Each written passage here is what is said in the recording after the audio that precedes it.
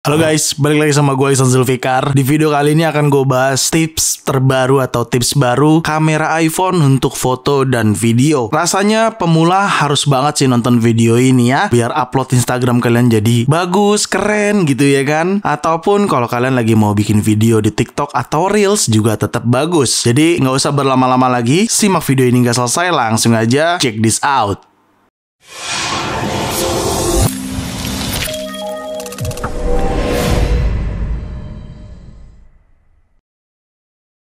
Oke, disclaimer dulu ya, settingan ini berlaku untuk semua iPhone. Ya, palingan berbeda untuk fiturnya aja. Jadi, apabila ada fitur yang sama, misalkan kalian pengguna iPhone XR atau XS gitu ya, fiturnya sama nih di iPhone 15 Pro gue yang lagi gue gunakan ini. Ya, kalian langsung ikutin aja settingannya atau samakan aja settingan kamera iPhone kalian dengan kamera iPhone gue. Kayak gitu, oke? Karena jujur, settingan ini nih nggak pernah gue ganti sejak iPhone 13 Pro, seinget gue ada di videonya di sini nih. Nah, itu biar editor aja yang kerjain ya.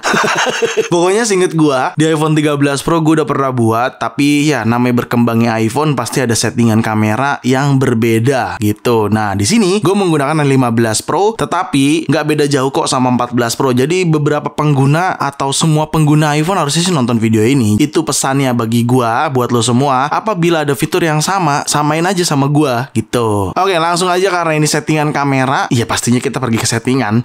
Buka aplikasi setting, lalu di sini kalian cari kamera. Nah, yang ini nih, ini yang kamera nih. Oke, kita buka aja. Di sini ada banyak nih pilihan-pilihannya ya sampai bawah. Kita mulai dari yang paling atas terlebih dahulu. Tapi sebelum gue mulai, gue mau kasih tahu kalian tinggal sama ini bagian format. Nah, ini format penting banget. Untuk format gue menggunakan kamera capture high efficiency, tidak mouse compatible. Tapi buat lo semua yang misalkan kalian ngambil video atau bikin video di laptop menggunakan Windows, terus pengambilan gambarnya menggunakan iPhone, nah gue saran mouse compatible. Biar apa? Biar filenya tersebut bisa kebaca ke semua platform. Itu adanya mouse compatible. Kalau high efficiency ini, kalau kalian menggunakan Apple computer kayak MacBook, Mac Mini, iMac, itu nggak ada problem, bisa kebaca gitu. Paham ya? Oke, photo mode. Photo mode gue menggunakan yang 24 megapiksel, bukan yang 12 megapiksel. Jadi tolong disamakan dulu settingannya. Lalu di sini fitur Pro RAW, ya gue ngerti. Fitur Pro RAW ini memang hanya ada di iPhone 14 series hingga paling terbaru, alias 14 Pro series. 14 aja tuh nggak ada.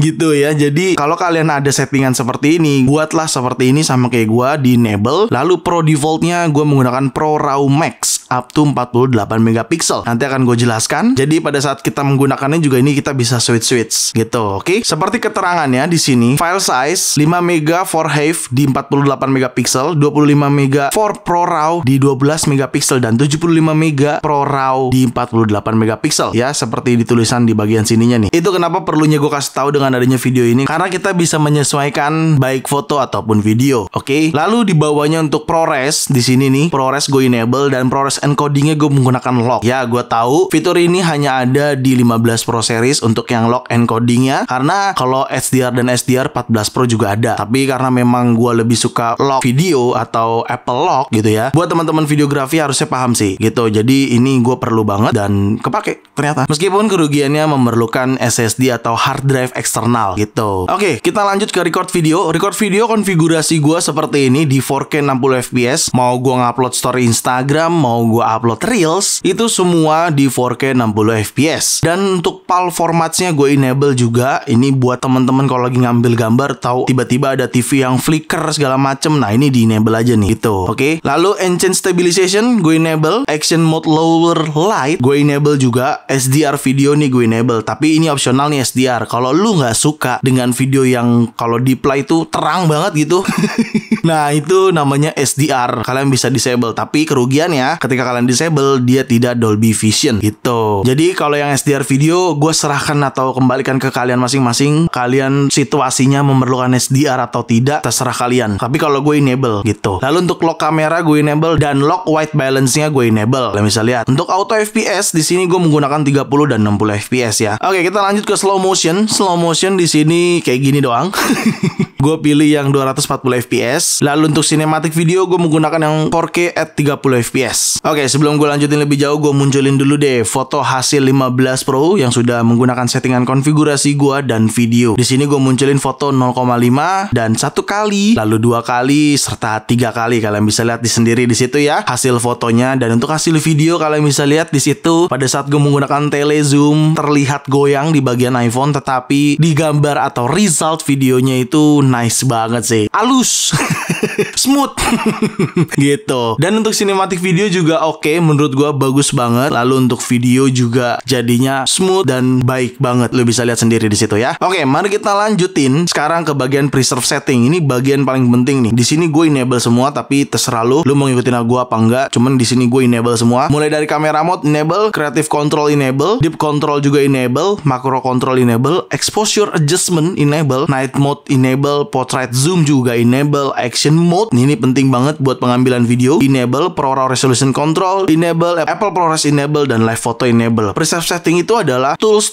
atau fitur-fitur bagi kamera iPhone. Jadi adanya di bagian sini nih. Nah, kayak gini-gini nih ya. Ini live photo ya. Ini RAW control nih atau ProRAW. Tinggal di tab tahan aja seperti ini akan muncul gitu. Kalian bisa pilih atau kalian bisa slide aja anak panah ini biar nampilin semua konfigurasi di sini settingannya gitu. Lalu selanjutnya untuk bagian videonya juga sama ya. Di sini ada action mode-nya, ada ProRes-nya gitu. Oke. Jadi itu kenapa preserve setting dibutuhkan. Jadi preserve setting harus kalian enable nih biar muncul button-button fiturnya di aplikasi kamera iPhone kalian seperti itu. Oke. Lanjut di sini record stereo sound gue enable, use volume up for bars enable juga, scan QR code tentu saja, dan show detection text tentu saja gue enable. Kalau share library ini opsional ya. Share library itu kalian add Apple ID orang lain. Jadi pada saat kalian ambil foto seperti ini, di ujung kiri atas nih ada icon share nih. Jadi ketika kalian pilih share library, hasil foto atau video yang kalian ambil itu akan muncul juga di Apple ID teman kalian yang kalian add ke dalam share library tersebut. Seperti itu. Tapi bisa di custom kalau kalian ingin personal library, silakan ke personal library. Isinya share library ya seperti ini aja, share otomatis, share manual gitu-gitu. Lalu di sini untuk grid gue enable dan untuk level gue enable ya. Level tuh pada saat kalian mau ngambil foto atau video, dia itu ada garis di tengah-tengahnya ya. Seperti pada gambar di sini kalian bisa lihat. Itu untuk menunjukkan tingkat simetris pengambilan gambar atau gambar yang kalian ambil, video baik foto ataupun video gitu. Jadi untuk level kalian enable aja. Mirror front kamera terserah sih. Kalau kalian suka selfie biar nggak mirror hasil gambarnya, kalian bisa enable di sini. Dan view outside the frame juga kalian terserah. Gue sih disable. Dan photographic style. Nah, photographic style ini kalau gue pilihnya standar. Kalau kalian punya ciri khas sendiri, lebih suka rich contrast, vibrant, warm, atau cool, silakan aja. Tapi kalau gue pilihnya standar kayak gitu. Oke. Dilanjut di main kamera. Nah, ini untuk teman-teman pengguna iPhone 15 Pro Series khususnya, karena fitur ini hanya ada di 15 Pro Series.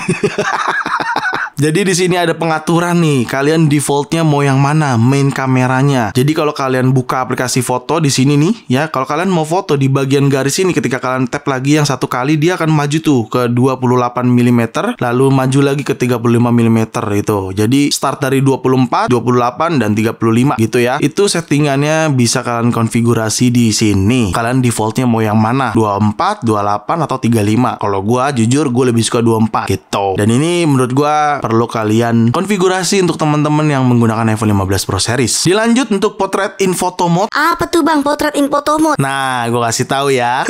Kalian bisa lihat gambar di situ. Betul sekali. Gambar tersebut gue ambil saat gue mau foto biasa. Foto biasa itu tanpa portrait mode. Tapi lihat sudut kiri bawahnya di gambar tersebut ada icon F atau bokehnya atau portraitnya gitu ya. Jadi sebenarnya kalian tanpa perlu menggunakan fitur portrait mode, kalian juga bisa mengambil gambar atau mengambil foto dengan bokeh di menu foto aja. Tetapi ada catatannya. Catatannya seperti pada keterangan di bagian setting ini. Nah, keterangan di bagian setting ini kalian bisa lihat automatic capture deep information if a person, dog, or cat is prominent. Nah, itu artinya jika yang kalian foto tuh kayak orang atau hewan gitu, itu bisa tuh ya. Dia ngebaca. Jadi kalian cukup menggunakan fitur foto aja yang di sini. Kalian juga bisa buat bokeh foto tersebut dengan catatan catatan, RAW-nya kalian disable. Jadi pada saat di bagian kamera nih, di sini kalian harus mendisable fitur RAW-nya ini. Jadi jangan pilih HEIF, jangan pilih RAW 12, jangan pilih RAW Max, jangan ya. Kalian harus disable seperti ini gitu. Ketika kalian sudah disable, maka tulisan F yang sudut kiri bawah pada gambar di situ kalian bisa lihat itu akan langsung muncul. Resultnya ketika kalian foto, dia akan memiliki dua metode hasil jadi foto tanpa portrait dan kalian bisa edit menjadi portrait gitu. Nah, ini tuh hasil dari foto, tapi gue bisa edit menjadi portrait. Gue pilih ke portrait ya, dia akan langsung membuat portrait dan kalian bisa adjust, pilih edit portraitnya mau di F berapa, misalkan F22 atau 20. Kalian bisa lihat tuh, dia bisa berubah kan. Fokusnya kalian mau pindah, fokusnya ke sini juga bisa. Yang blurnya objek orangnya atau personnya gitu. Fokusnya kalian balikin lagi juga boleh. Terserah, itu sih kayaknya kesukaan masing-masing aja lah ya.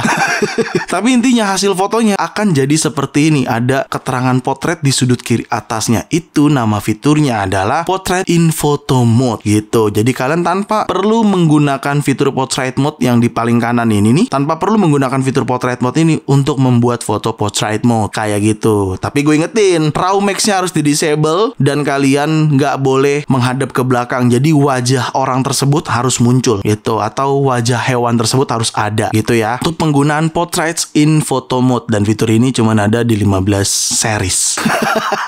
Sisanya sama gue enable, lens correction gue enable, macro control juga gue enable ya. Kalian bisa samakan aja. Dan perlu gue ingatkan, kalau kalian ingin hasil fotonya tetap 48 megapiksel, jangan kalian menggunakan dengan bingkai yang 16:9, tapi kalian gunakan yang 4:3. Seperti ini nih, kalian lihat ya. Kalau 16:9 dia tidak akan dapat 48 megapiksel. Dan kalian jangan menggunakan night mode-nya gitu. Jadi fitur night mode-nya jangan kalian gunakan kalau kalian ingin tetap mendapatkan resolusi 48 megapiksel. Dua itu perlu kalian pahami dan ketahui. Oke, seperti itu aja untuk video. Terserah mau pakai action mode atau enggak. Kalau action mode pastikan cahaya sekitar itu cukup, karena kalau misalkan cahaya sekitar nggak cukup, dia akan ada keterangan di sini kekurangan light atau lightnya terlalu redup. Bahasa simpelnya mungkin kurang cahaya lah, minim cahaya gitu. Jadi pastikan kalau kalian ingin menggunakan action mode harus dengan cahaya sekitar yang cukup memadai, seperti itu. Dan terakhir, kalau kalian pengen upload ke Instagram atau TikTok dengan resolusi yang hasilnya jadi bagus, semut, halus.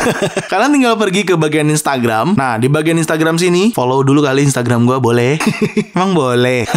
Oke, di bagian Instagram, kalian ke bagian menu sudut kanan atas. Lalu, ada tampilan seperti ini. Kalian pilih yang setting and privacy. Setelah itu, kalian scroll ke paling bawah, data usage and media quality. Di sini, pastikan upload di high quality. Oke, ini harus kalian enable. Dan ini penting banget. Ini ngaruh ke postingan story kalian ataupun reels kalian. Itu penting. Lalu yang TikTok juga sama ya. Cara kerjanya, follow bisa kali akun TikTok gua.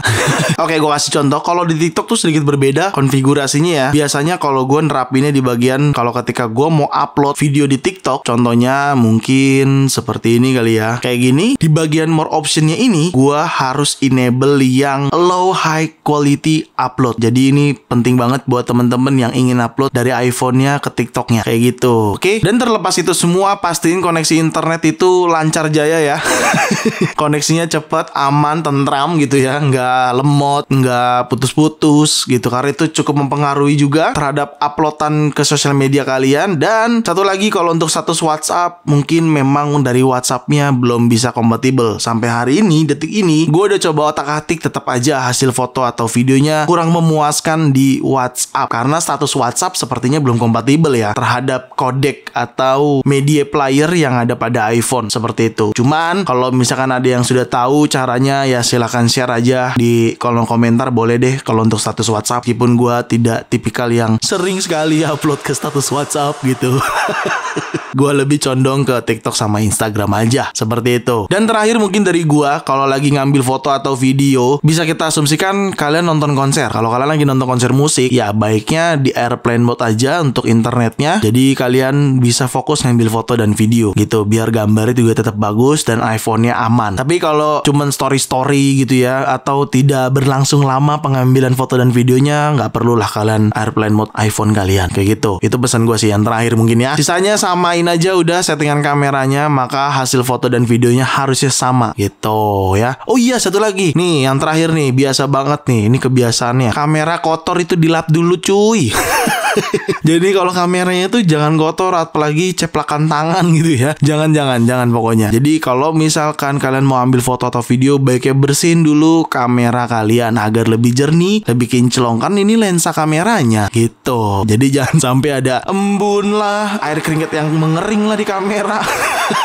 Jadi itu tolong dibersihkan terlebih dahulu sebelum kalian mengambil gambar foto ataupun video kayak gitu. Oke, itu aja dari gua untuk tips baru kamera iPhone untuk foto dan video buat teman-teman yang masih pemula. Dan segitu aja dari gua video kali ini. Semoga sangat bermanfaat buat teman-teman semua. Jangan lupa untuk like video ini, share video ini ke sosial media kalian, ke grup WhatsApp, grup TikTok, grup apapun, kalian share aja sebanyak-banyaknya. Dan pastikan kalian mendukung channel ini dengan cara subscribe channel ini. So, see you next video. Bye-bye.